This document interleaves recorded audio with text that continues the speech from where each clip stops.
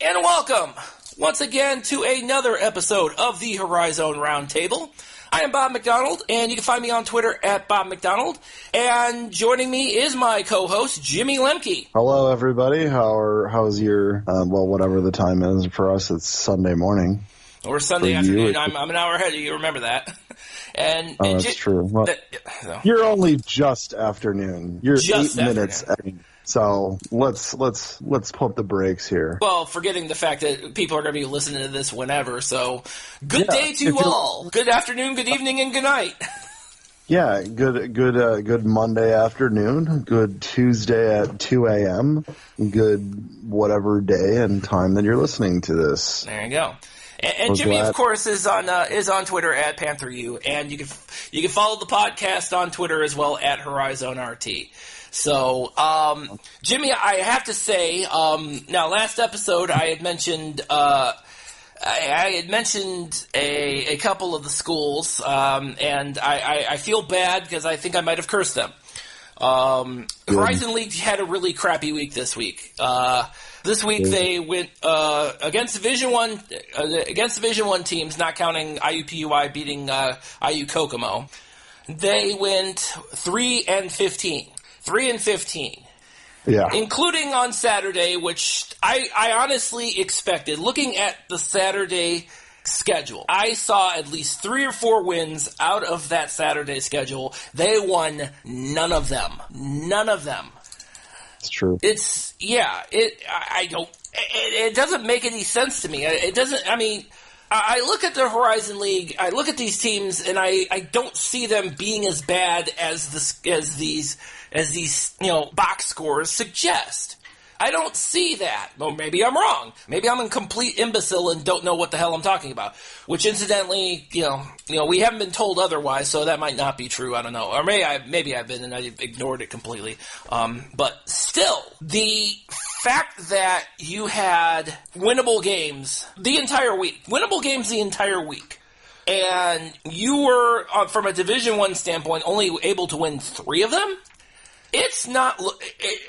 We've talked about it a couple of times about at what point in time do we start looking at this conference and saying, man, maybe things aren't going to be. Maybe we haven't turned the corner. Maybe we hadn't hit bottom yet. Maybe last year was just a taste of the craptacularness that was coming this year. I didn't want to believe it, but man, I don't know. I'm not seeing the improvement really, and maybe that's where I'm missing something. Also, but one particular disappointment this week I want to point out, and again, I'm kind of gonna blame myself on this one because last week I talked about Green Bay beating Belmont. And the previously undefeated Belmont, they hadn't lost a game yet, and they come and face Green Bay, and Green Bay just beat them pretty handily. So last episode I mentioned the fact that perhaps Green Bay is still a potential spoiler within the Horizon League, and I'm not really waving myself off of that opinion, but on Saturday, Green Bay goes up against a Bowling Green team that has already lost to Detroit Mercy. They played Cleveland State earlier this week. Cleveland State ran Bowling Green out of the gym. I mean, they won by like 18 against Cleveland State. Bowling Green, just by the eye test, is not that great a team if you're losing to Detroit and if you're losing to Detroit Mercy and Cleveland State. Not necessarily saying they're not bad teams, but look at the records. There's not too much evidence to the otherwise. But Green Bay goes to Bowling Green and loses by almost 30. How the hell does that happen? Surprise. I don't get that. It's not like there was some big surprise that Cleveland State beat Bowling Green earlier. Well, to be fair, that game almost did not go as we thought it would. I did not. The way the Cleveland State started that game, I am extremely pleased by the fact that they won by as much as they did, because Cleveland State started out that game very poorly. I think they were down by 11 at the beginning of the game, and then they just went off. Tyree Appleby scored 38 or 37, 37 with 8 boards and 8 assists. He was legitimately on triple double watch. Which, by the way, we should. Before I get any further, I just want to say congratulations to Tarkus Ferguson. Pretty sure it was Tarkus Ferguson who did in fact get a triple double earlier this week. That's fantastic. And it's amazing to me because we have so many, and he did it against Illinois State too. So that was actually right. very, very, I thought that was for Illinois State, which is one of those teams that is and has been regarded as one of the top has been for many years regarded as one of the top teams in the Missouri Valley. For UIC to go in and beat them, by as much as they did, they put 94 on Illinois State, and you get Tarkus Ferguson who puts up a triple double, which is even rarer. You don't see that very often. He got 12 boards and 11 assists. So congratulations to him regardless. Yeah, and congratulations to UIC being one of the few teams that, their record, I think of all the Horizon League schools, I might want to give them a pass given the competition they've had. But still, going back to Green Bay, of which I talked about last episode about they have so many different weapons that I would think that they would have gone off on. They could have. Any one of them could have gone off. Yeah. Any one of them can go. Any one of those players on that Green Bay team can go off at any given game. They're very talented kids. They absolutely. Blake Darner is put together. Absolutely. So what?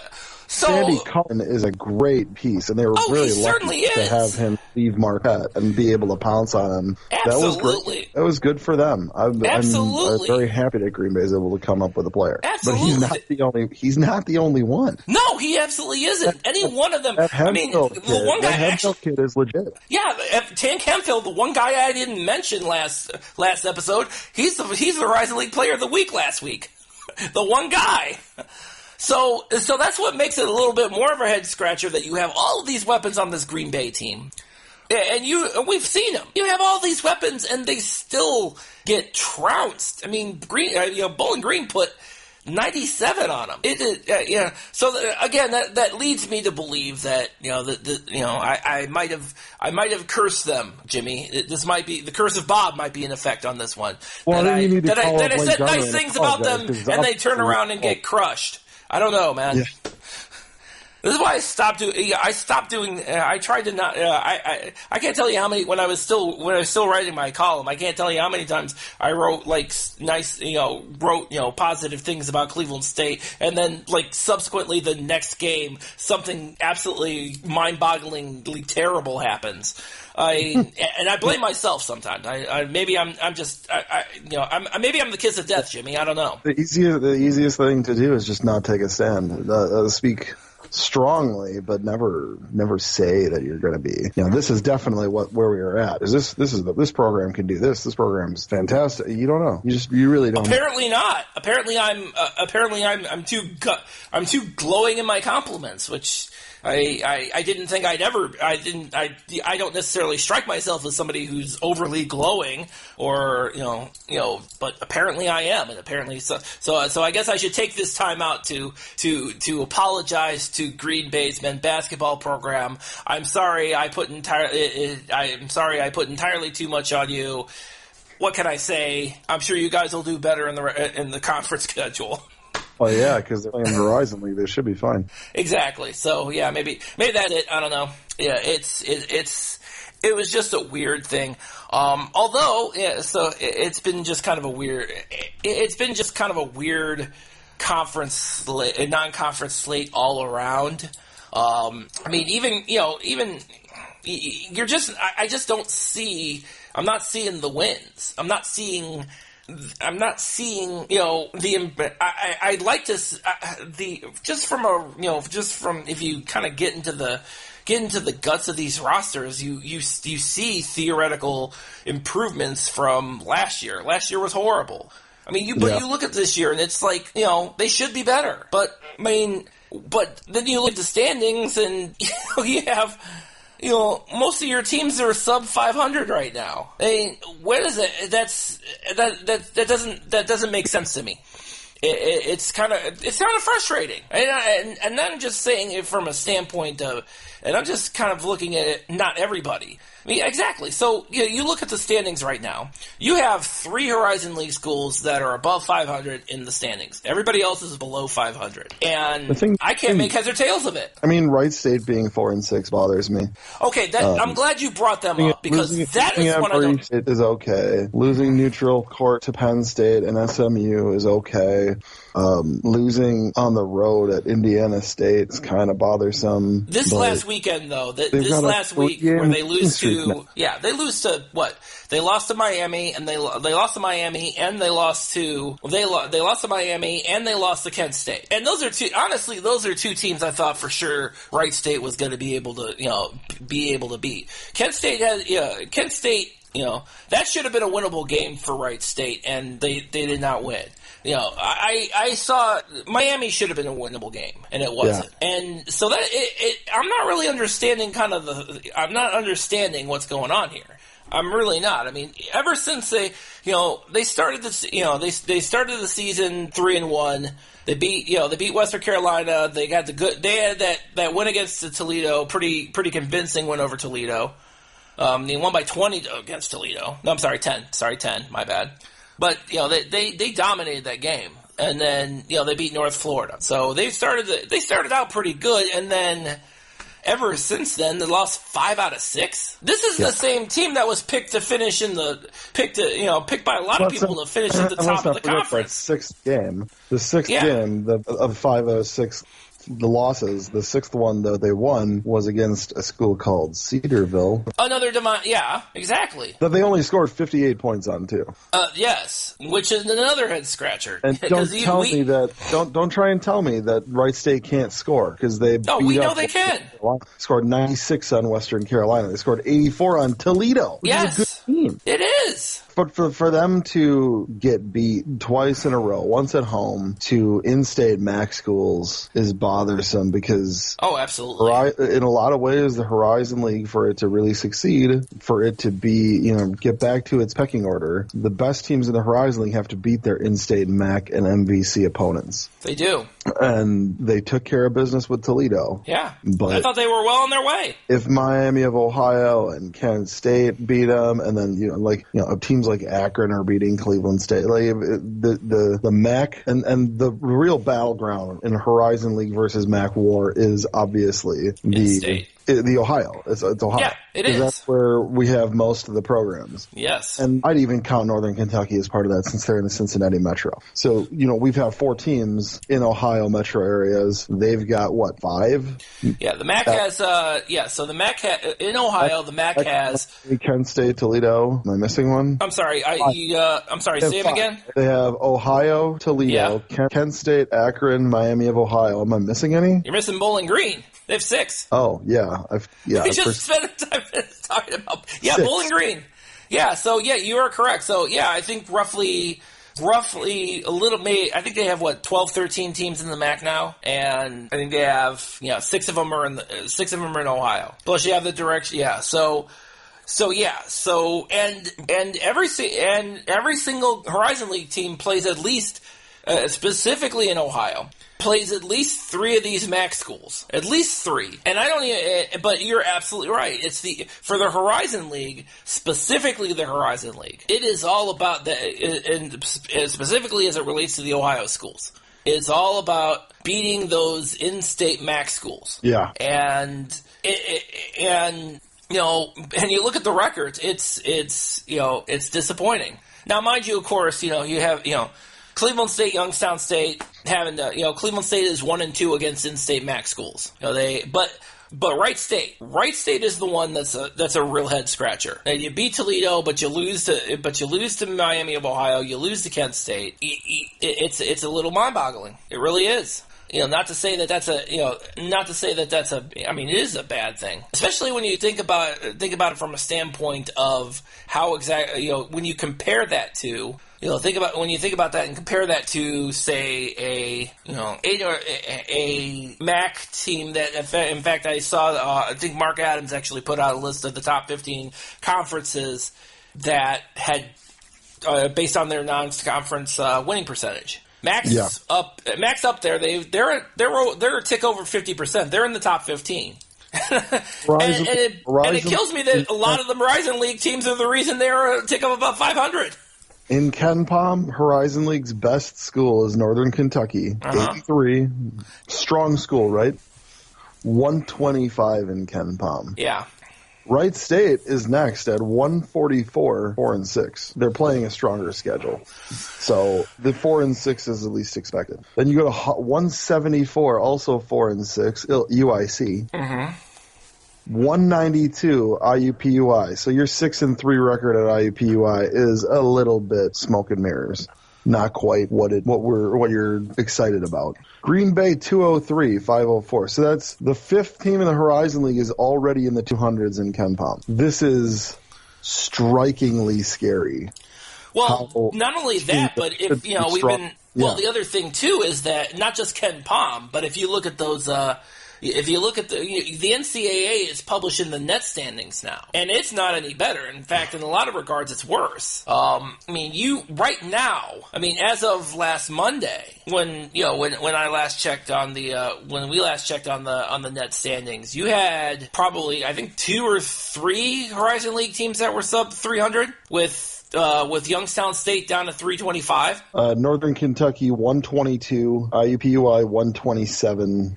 UIC 156, Wright State 161. Oh, jeez. I mean, that used to be good for like the middle, that used to be good for like 4 through 7. Yeah, it was. But there was a time, like we used to, we'd have Milwaukee, we got a lot of people who loved to disparage the Rob Jeter teams that were like, that were finishing like 4th or 5th. These are teams that were at like 107 or 115 in the RPI. Yeah. And you had 3 teams that were close or into the top 100. Yes. Wright State would be in the 80s. Valpo would be in the 50s or 60s. Back when Butler would be in the 30s or 40s frequently. That was just how it was. Cleveland State was knocking on the door of the top 100 consistently. Yeah, consistently. I mean, they like to, think they're like their 5th placer thing, but the conference was a lot better.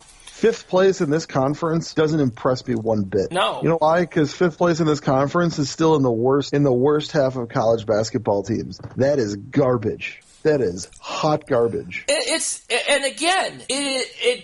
don't understand, it's so head-scratching to me. Green Bay is 110 in the net, by the way. 110, okay. That's good. So to have 3 teams in the top 120, 130, that's fine, but it still probably would have 5. Yeah, yes.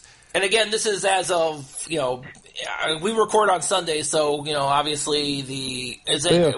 Is it as of which games? This is as of, this is before the recent games. Oh, Jesus. So it might get worse, actually. Well, so it was probably early, so it's probably from last week. No, it's through Friday. It's through this Friday. Okay. Well, it doesn't count the Saturday game, so. But we know that I know we record on Sundays, and I know that the net does come out on Mondays, so Monday or Tuesday the net standings come out, the updated ones come out, so as optimistic as we are about last week, I use the word optimistic as a very loose term. Yeah. This week's net is probably going to not be as good as what Jimmy just listed out for us. And out of curiosity, how many of those Horizon League teams are under 300 now as of last Friday? 2. Let me guess: Cleveland State and Youngstown State. Still. Oh no. Or is it Detroit? Cleveland State is 233. Detroit is 237. Really? So who are the bottom 2 teams? So I guess that win against Bowling Green did some wonders. Nice. All right, I'm good with that. Actually, that's weird because that doesn't make any sense to me because Detroit got beaten like a drum by both Dayton and Toledo. And there are 2 – what was their number again? 230 something? 237, I think it was. Yeah, 237. They were previously 238. Okay, and Cleveland State is what now again? Because they were at 309 when I last saw them. 233. Really? Wow. And I don't think I don't think either of those numbers are going to change because Cleveland State's playing a D1, D2 school, Notre Dame College. Well, as I said, we're recording today, but they're playing them today, so that's not really going to move the net needle at all. And Detroit didn't play this weekend. Oakland's But, wow, 256. So who are the bottom two teams now in the? If you don't, because I don't have the current net standings on me right now. So who are the bottom two teams right now? Milwaukee is 301, and Youngstown State is 321. So pretty good year for Youngstown State, if all things considered. Well, I mean, they did win a Division I game this year, so they got that going for them. To compare, Oakland in the net is 256. Mm-hmm. In the Ken Palm ratings, they're 240. Youngstown State is 321. Yes, 321. 321 in the net. They are 330 in Ken Palm. Oof. Milwaukee is 301 in the net. Milwaukee is 282 in Ken Palm. Interesting. Detroit is 237 in net, 288 in Ken Palm. Math is weird. Cleveland State, 233 in the net. In Ken Palm, Cleveland State is all the way up to, let's see. Oh, excuse me, backwards to 273. All right. Well, it's yeah. But it's weird because what were we saying about Green Bay? Green Bay was the best team, right? Yeah, they were 110, I think, and they are not 110 in Ken Palm. 110 in Ken Palm. They are both 203. Wow. So we see some weird disparities between the two ratings. But we've always seen that. We've always seen that for years, though. Net. I just wanted to get an idea of where the net was because I was hoping the net would be more closer to Ken Palm because when you look at the end of the NCAA tournament, the teams that tend to do well are teams that tend to have high Ken Palm ratings. So, that's it. Yeah, that's accurate. But it seems like It seems like the disparity didn't go away. In fact, in a couple of the cases, it actually got worse somehow. Right. So that's bottom line is that no matter how you shake it, though, the Horizon League is just not doing themselves any favors in the non-conference right now. They're just not. I mean, you can't go. You as a conference, you cannot go. You can't go 3-15. In Division I games in a week. You can't go 0-6 on a day on a Saturday. You have to win, and it's not happening. And it's frustrating to us because for our respective schools, I can't even imagine how frustrating it is for a Wright State fan right now. I can imagine how frustrating it is for them coming into the season with those expectations of being the top team with the expectations of competing and being the top team in the conference, and to have a 4-6 record, haven't won a Division I game since before Thanksgiving. You got to be frustrated out of your mind right now. And again, it can't be just, and it's probably not just Wright State. If you're a Northern Kentucky fan, you got to be frustrated by the fact you just lost to Eastern Kentucky on a buzzer beater. Yeah, Eastern Kentucky, that should have been you should have won in a walk, and they get bested in a buzzer beater. Strength. It's. And I'm sure the frustration is setting in for not just for the top teams, but the bottom teams. If you're a Youngstown State fan, when are how frustrated are you that you only have one Division I win in 2 years? How frustrating is it? How frustrating are you as a Cleveland State fan that you're only 3-7 right now? In fact, I think the only team the only fans who probably aren't terribly frustrated right now is Detroit Mercy. Yes, you got blown out by Toledo and Dayton earlier this week, but still you probably won 3 more Division I games than you thought you were going to win. I think with them, a lot of it is let's just be happy with what we have for the moment. Exactly. It's at least going forward. Yeah. I can't say in Milwaukee. I can't say that. No, at Cleveland State, I can't say that. We're not good. It's frustrating. I talked to a fan who actually went down to the game they played against. They played at Cincinnati. Yeah. This was a few weeks ago. Uh-huh. And obviously they lost, but it was a good showing. They only lost by 11. They were there. They were tied at halftime. Like it was a good game. But he brought up to me that he was in the crowd. He was behind the bench, and he was sitting behind. He was sitting a couple rows behind Amanda Braun. Oh, and your favorite person. Yeah, and the reason he was calling me was to let me know. He said, "Hope I wanted to let you know that Amanda Braun spent the entire game on her phone watching the women's game back at UWF." And I'm like, "What?" And he's like, "Oh yeah." She didn't watch 1 second of the Cincinnati game. She was staring at her phone, watching the women's game, while she's at a high major supporting, well, quote unquote, supporting the men's basketball team at this school at Milwaukee. Mm-hmm. Seems that the women's basketball team has taken precedence, which I don't hate that the women's basketball team's getting attention. I like that they're getting attention. I don't think the time to give them attention is when your men's basketball team is playing at a power school, which while they're in the American Athletic Conference, Cincinnati is still, in my opinion, what I would call a high major, or at least a major. Cincinnati absolutely is, I think.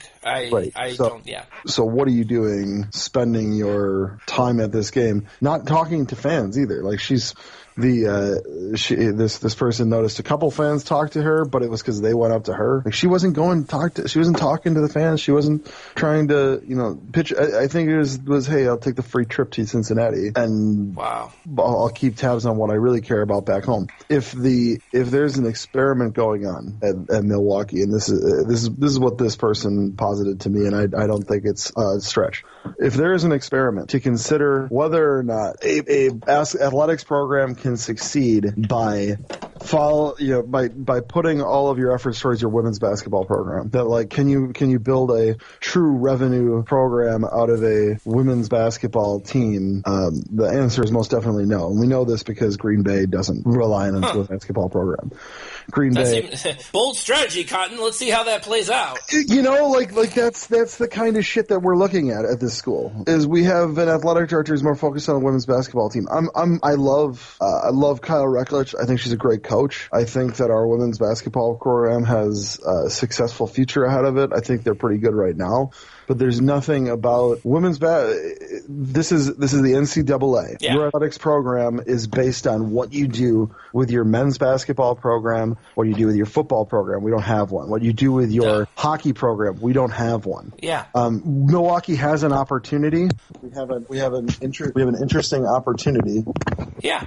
In the very near future, possibly this spring. It's supposed to be this spring. We have a very, very solid possibility. I wouldn't call it solid, but it's a interesting possibility of turning our baseball program into something real. Uh-huh. It's going to be difficult, but it could be a thing because we are getting a legitimate stadium. Yeah. Where they'll be able to charge tickets if they want. They'll be able to charge for concessions if they want. Uh-huh. They'll make money if they can figure out. If they can do that, all the more power to them. But I'm not holding my breath. This is the point I'm getting at is men's basketball is your bell cow. What in the fly? The crown jewel of your athletic. This is exactly what I was talking about last episode. Why are you spending anything? Yeah. Time whatsoever paying attention to the women's basketball game while you're at the men's basketball game? That is you can see it in how. Why'd you go then? I mean, seriously, why'd you go? I mean, don't get me wrong. I'm sure Cincinnati's a fun town. I haven't been there in years, but I'm sure it's a fun town. But I mean, I wasn't there. I wasn't at that game. Yeah. People reached out to me, so I talked to that guy. Talked to me, told me about it. I talked to one of the other fans that I knew was there, and he said, "Oh yeah, we were talking about that. It was weird." What? But he and I hadn't talked in years, so he's like, I didn't feel like I wasn't going to call you on it, but yeah, I had no problem telling you that's exactly what was going on. Holy cow! Scary, isn't it? Yeah, I mean, and again, if you're, that's it, and that's the problem. I mean, well, and that's the problem, especially especially for a Milwaukee team that is not good right now. That needs, especially in the men's basketball, that obviously needs a little bit more in the way of support. That's not a good look. I mean, it really isn't. Nor is it, of course, a very good look when nor is it a very good look when you have an athletic program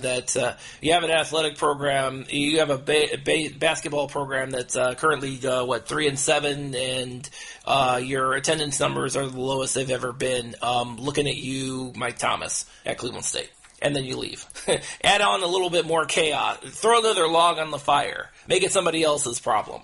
I mean, I think we know why that was. Why did he leave? I think we got a pretty good idea. I mean, the official reasoning, I think I mentioned this last week, the official reasoning is that, he's doing it for personal reasons. Apparently he's gotten some consulting. Apparently he was doing consulting before he got to Cleveland State, and apparently the story is he's going to be moving down to North Carolina, which, let's face it, if you're a Cleveland State graduate, a bunch of you have already done already, because most of us aspire to leave Cleveland, apparently.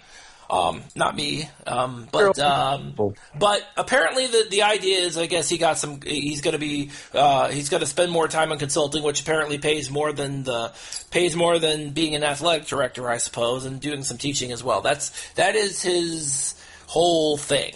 And as I mentioned, and that's fine. I mean, if it's I'm sure it is. He's doing it for purely personal purposes. But why now? Purposes, yeah. I mean, seriously, why? If it's a personal decision, great. Okay, why at the end of the year? I mean, is it like some sort of fiscal year thing I'm missing or something? Am I missing that part? I mean, it just seems so abrupt, and I haven't put my fingers on it. I mean, is the situation in Cleveland State that bad where you're just like, I'm announcing I'm getting the hell out of here at the end of November. Good luck to all of you. I mean, I think there's some. I don't know. It's just so I don't. It's weird. It's weird. And again, it's weird. It's weird in a year where, and I'm not speaking beyond the Cleveland State part. The Horizon League that affects the Horizon League too, because now you have an athletic director. Now you have an issue. You now have a vacancy, an athletic director vacancy in the middle of basketball season in your conference, when your conference isn't doing all that great in the against Division I competition in the non-conference. So you throw that little variable in there. So it's just a weird. The whole thing is just a weird situation.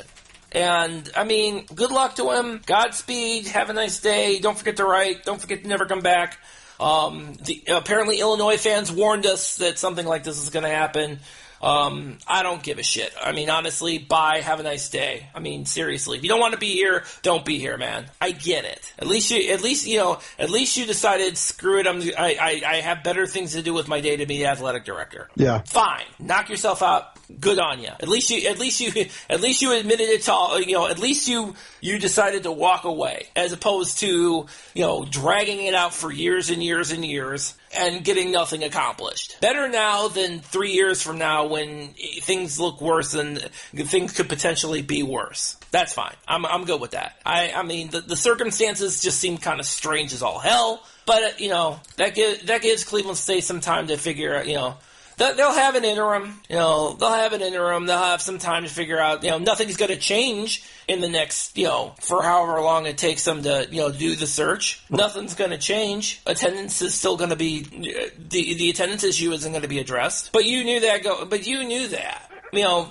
I guess, write it off, deal with it next year, I guess. I don't know. It's nothing we could do about it. It's a done deal. So you can't really cry over spilled milk on this one. I say that now, and then of course I'll probably go on Twitter later on this week and bitch about it, but that's me, and it's par for the course, so whatever. But yeah, that's kind of, I'm glad you brought this up because, this is what's going on in the bottom two teams in the Horizon League. You have a Milwaukee situation that's a head scratcher. You got a Cleveland State situation that's an even bigger head scratcher. Youngstown State is still Youngstown State, apparently. And it's, it's depressing. It is. I mean, it's, depressing, frustrating, whatever you can call that, whatever that, choose your adjective, Horizon League fans. You're sitting, you're the guy, we're all the ones sitting here paying attention.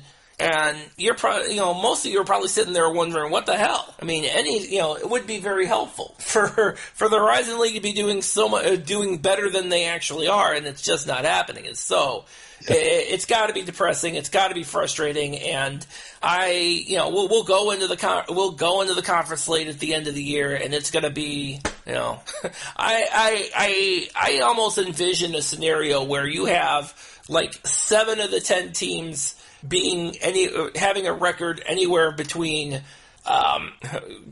from a record between about 9-9 to 6-12. I see that I can see that as a realistic expectation for her. Like, again, not even the bottom half of the conference. I'm thinking, at this point, I'm thinking 4 through 10 could have those records, that record range. And that's not good, especially if you just spent the entire non-conference schedule not doing so great at all. I realistically, it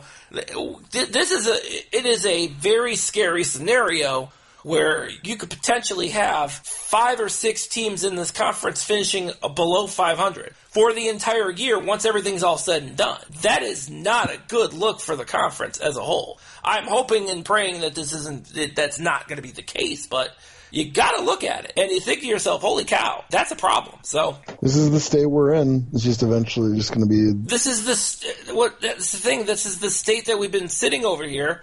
We thought we were over already. This is really I thought we were done with this shit. Nope. I thought we were over this. This was supposed to be the turnaround year. And it's not the turnaround year. So what do we do? What, wait till next year? Well, I mean, I'm going to have to wait till next year. I mean, I don't know. I think I could speak longer than that, but oh god. Well, this is shaping up to be the nightmare scenario that we all hoped was not going to happen. And we're running out of non-conference games. We sure non-conference schedule is good. Non-conference schedule is over in non-conference schedule is done in like 2 weeks. Conference schedule starts on the 28th. All right, starts at the end of December. And you don't have that many. You don't have any chances left, and it's not. It's not happening. So, wow. I was hoping not to end this show on a downer, but yeah, here we are. So, all right. So, we're gonna wrap the show up here. As always, you can find episodes of the Horizon Roundtable on sportshacks.com, hax.com. And you can find episodes of the Horizon Roundtable on your favorite podcast app, be it iTunes, be it Pocket Cast, be it TuneIn, be it Google Play. My favorite now, we're on Alexa. Just say, and of course we're on Google Home, and of course we're also on Spotify and iHeartRadio now. So that I'm still kind of jazzed about those appearing on there. So no excuse. Subscribe. 0.